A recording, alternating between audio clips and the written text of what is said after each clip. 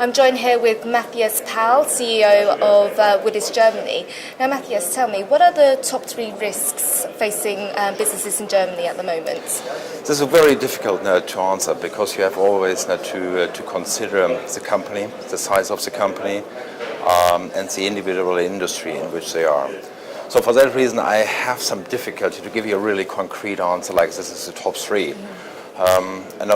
The other thing is which you always now also has to consider is that you have corporate risk, that you have boardroom risk, and of course now people risk. Now these are the 3 categories which I would like to consider the most. But anyway, in a nutshell, I think these are the natural catastrophes which you always have to consider, and we saw a lot of them in the last months, also here in Germany with hail just last month. It is what we also discussed here at the insurance conference is cyber risk, which is also a very important thing to consider. And each and everything now what is linked now with corporate liability, whatever it is in its broader sense. Now this is not really what people think about. And of course, there are also risks now which are not so easy to insure or where we do not personally have solutions at the moment for it. But all of that has to be considered, and it really now depends on the segments, on the regulations now which you have to take into account when you try now to handle this risk.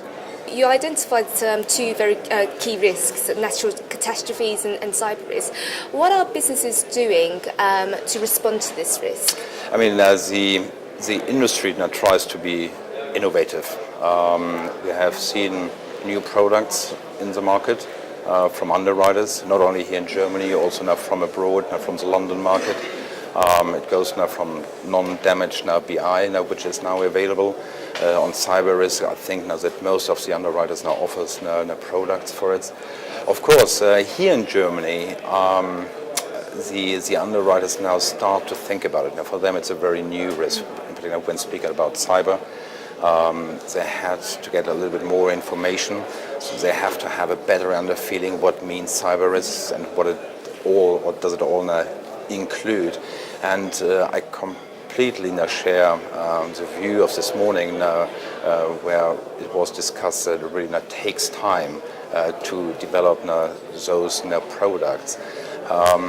Of course, now one of the things which is still missing is the respective capacity, in particular when speaking about global companies.